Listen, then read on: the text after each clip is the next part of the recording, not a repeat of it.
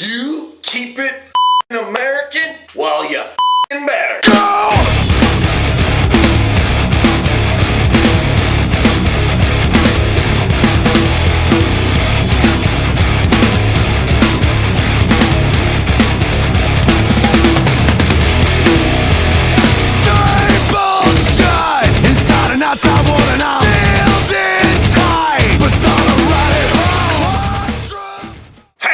Welcome to the Mudjug One channel. I am your host. We have a special show planned for you folks today.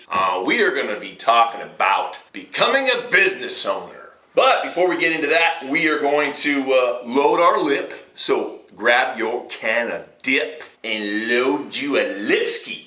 What are you dipping on today, Mudjug One? Well, I'm dipping on a little bit of that Copenhagen long cut. Best dip ever made. So, let's grab us a panchy panch. Hope you guys are grabbing your can, loading your lip along with me. Now, you guys know a lot of my videos, I like to talk some smack. You guys know I think the society is going down the tubes. And I actually am not that negative of a person, but my videos may portray me as being somewhat negative. So I wanted to do a little video to inspire people and kind of talk about the Mudjug history and the story behind it, how we got started, and yada yada. So, let me load my lipski first. Everybody makes comments on my videos. What's you wiping off the desk? Well, I'm wiping off the spilled dip I got on there, for crying out loud. Damn rookie. We need a Mudjug to spit in. We got a special Mudjug today. This is the Keep American Mudjug. The roadie, actually. One side says, keep it fucking American, and the other side has the official logo of Keep America American. I figured this was a perfect Mudjug to debut with this video, or this topic we're going to discuss in this video. So,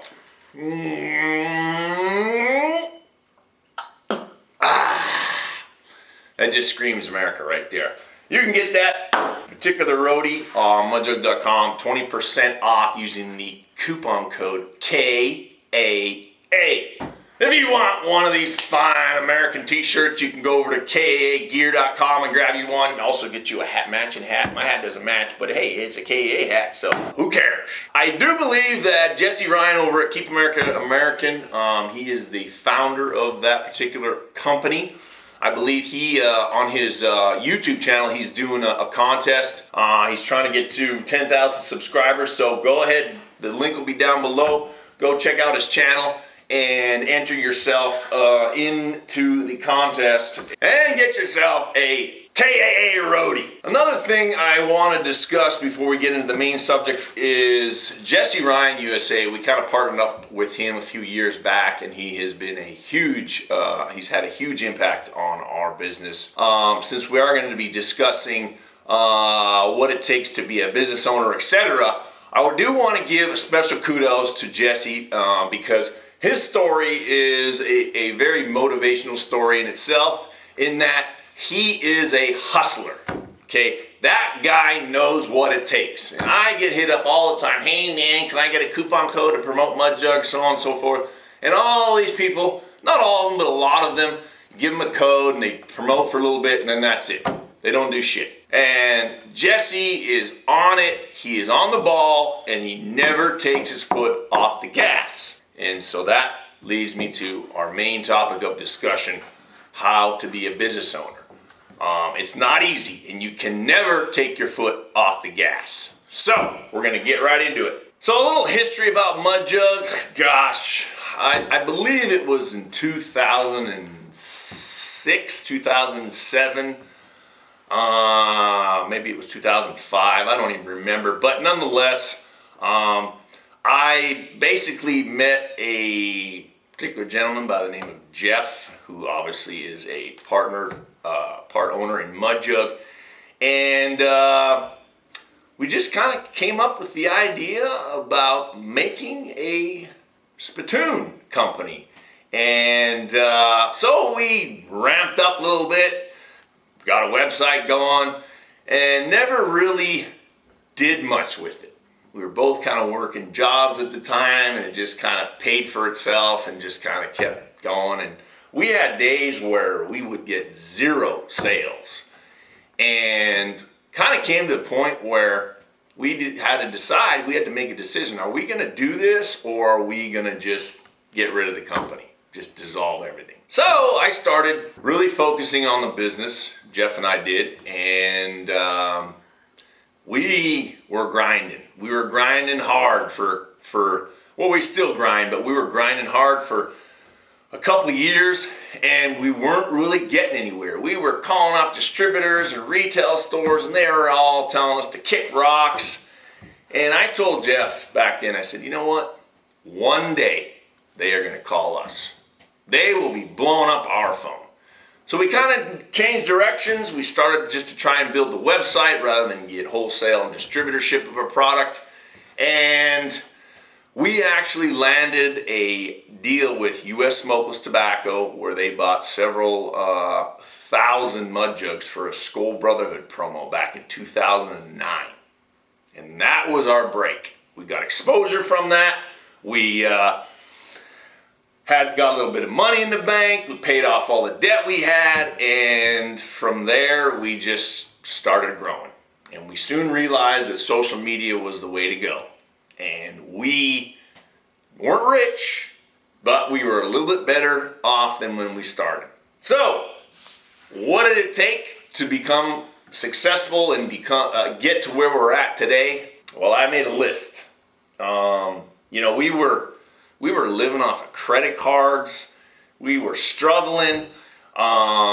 We were working out of our garage. I mean, that's how we started running this company. We made sacrifices. We took time away from our families.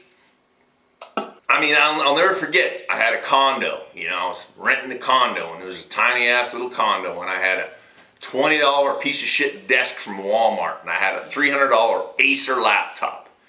And that's how I started building this company legit. I quit my job, went full time. I was still kind of living off of credit cards, and I just never gave up. I never gave up. And I realize now what it took to get to where we're at now. We're not driving Ferraris. We're not living in mansions. We're far from that. But we all make our living from Mudjug. And like I said, I realized what it took. It took hard work, it took sacrifice, and more importantly, it took passion.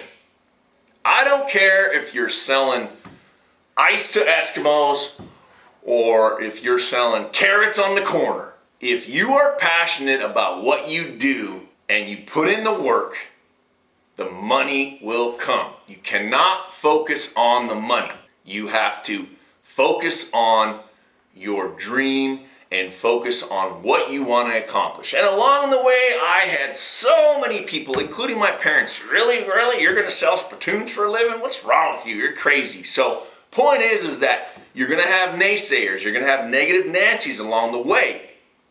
But if you believe in what you're doing, and it's the old cliche, if you believe you can achieve, and it's corny as hell, but it is accurate as shit. Another thing I want to mention is that always be talking to people. You never know who you're going to run into and who those people know or what business they're in. You never know. A big part of success is not necessarily what you know, but it's who you know. You have to be networking. You have to tell your story to people. You never know who you're going to meet. It doesn't matter if you're out on the golf course. It doesn't matter if you're in a bar. It doesn't matter. If you start your own business and you want it to be successful and you're passionate and you're doing the work, you gotta spread the word. You gotta talk to people because you never know who those people are. And as you progress in your business and you get a legit location, you may have to start out in your garage. That's how we started. We were shipping out of our garage and for several years. But when you get legit enough where you can get an actual business location, you're going to have to deal with city codes and permits, and then you got to have somebody handling your books and keeping taxes. Oh my gosh, we pay so much in taxes, it's ridiculous. So thanks to all you Democrat voters out there. As you grow your business, you're going to have to pay for good old Obamacare, and you have workers' comp issues, and you have people quitting. You have to learn to fire people. You know, there's a lot of things that you will encounter when it comes to being a business owner. So I just want to I don't want to discourage anyone. I want to encourage people to be a business owner. Nowadays, you go to school and you rack up student loans and you get your bachelor's degree and you got $100,000 in student loans, and then you go out in the workforce and you actually get a job. A lot of people don't. They get a job, and what do? They're making $25,000 a year, and they cap out at $75,000 a year, and that's all they make. You know, and if that's what you want, that's fine. But when you have your own business, the sky is the limit. Like I said, don't focus on the money, because the money will come. I know it's difficult when you're scrounging for chips, and you're living off top ramen, and you're living off credit cards, and you're ready to lose your car and your house and all that stuff. Hey, you know, you got to make sacrifices along the way. We have run a tight ship. We always keep cash flow.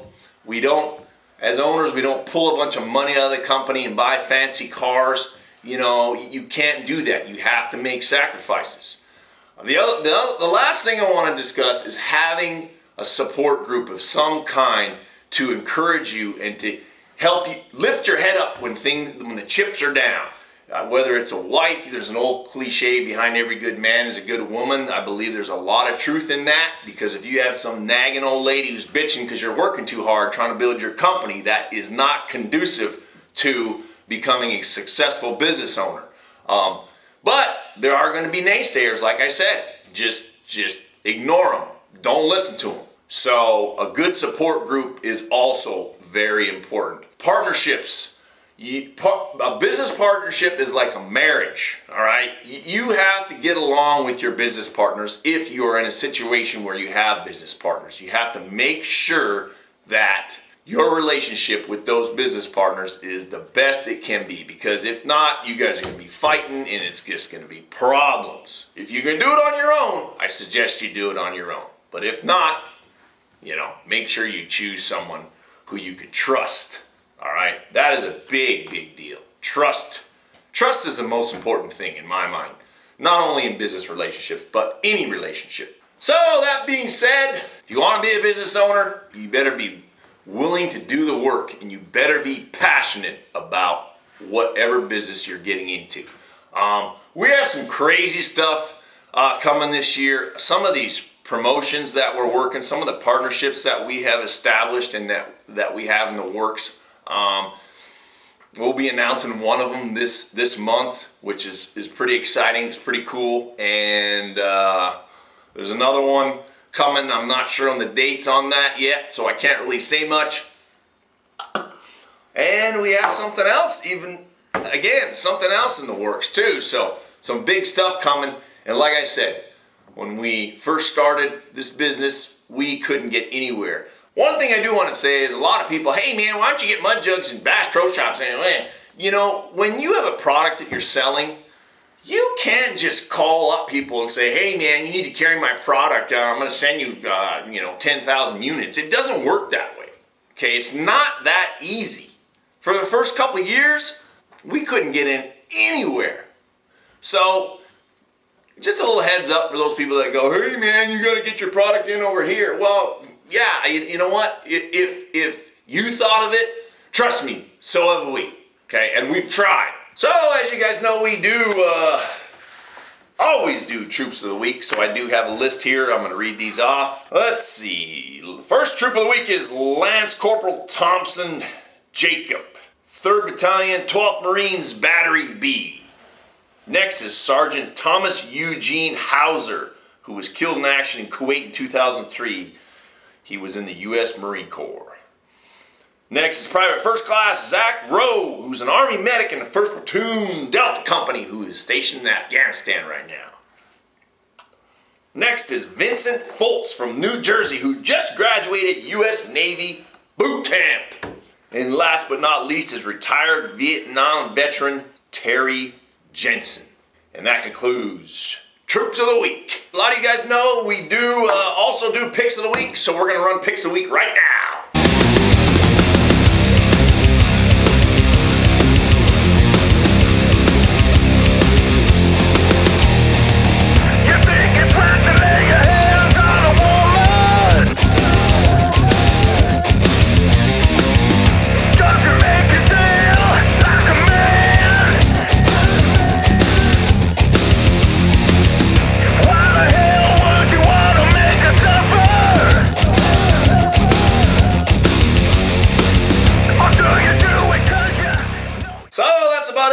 Folks, I got shit to do. As a business owner, there's always shit to do. There is never a dull moment. There is always stuff to do. When you think you have everything handled, just dig a little deeper, because there's always more to do.